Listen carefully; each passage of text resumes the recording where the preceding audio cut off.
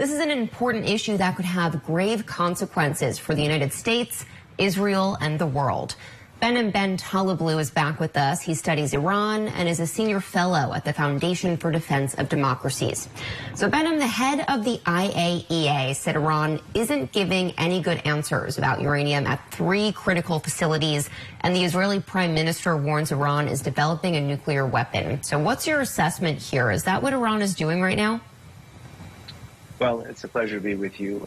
In short, the Islamic Republic has never had its nuclear program function only as a science fair project. When it was resurrected amid the bloody 8-year Iran-Iraq war, it always had a military dimension to it. In fact, the overarching dimension to the program was always military. It simply layered on a civilian veneer and found civilian justifications over time to expand its program.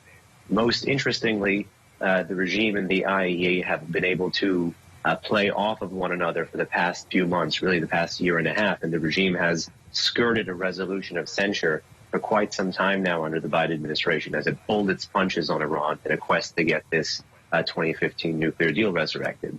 But last March, the IAEA and Iran came to an agreement that by June, meaning by today, they would have to have come to a conclusion about those man-made traces of uranium at 3 sites that you mentioned.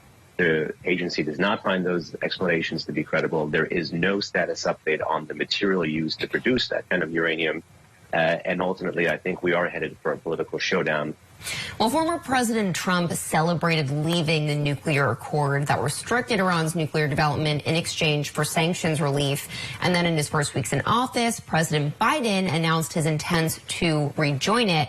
But that still hasn't happened. Talks seem to be stalled, and yet Iran's uranium enrichment goes on. So what are the sticking points right now that prevent the world from rallying around this to stop Iran from enriching its uranium to higher levels?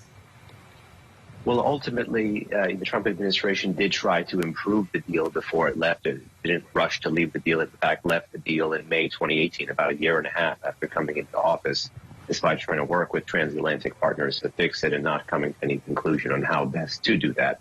And the Biden administration in its first year and a half has, in fact, tried to not enforce the sanctions that it inherited on the Islamic Republic.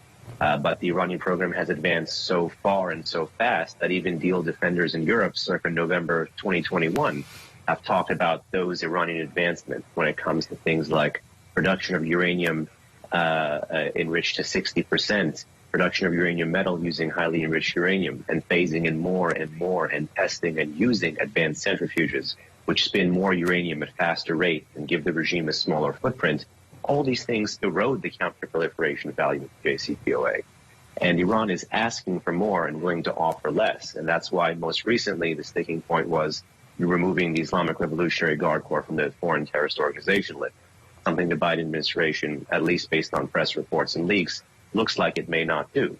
But talks haven't fully collapsed. They seem to have stalled for 2+ months, with neither side being willing to walk away and both sides trying to suss out escalation prospects of the other. Can you give us Iran's perspective here? I mean, who is in charge right now in Iran, and how do they view the United States?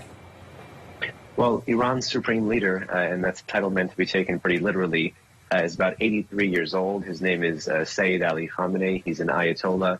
And essentially that man has for 3 decades held this job of supreme leader.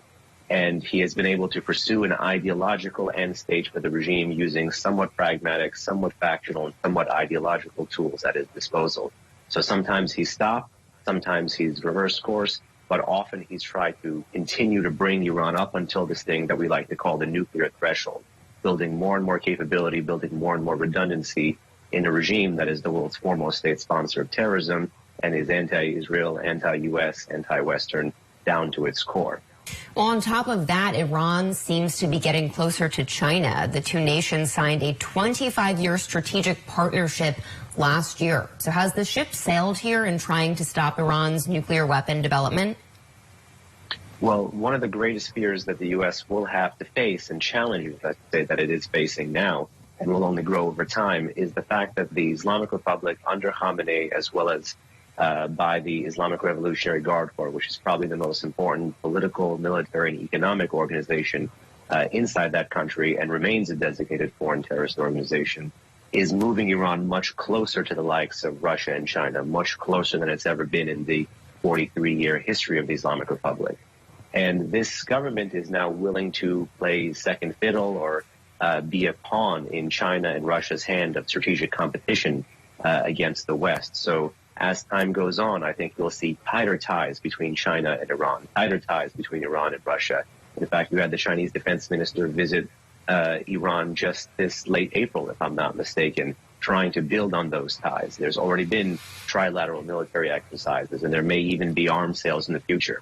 But everything the regime has been able to do in the region, even at the height of sanctions, is brought to you by Chinese illicit oil import and sanctions busting between those two countries.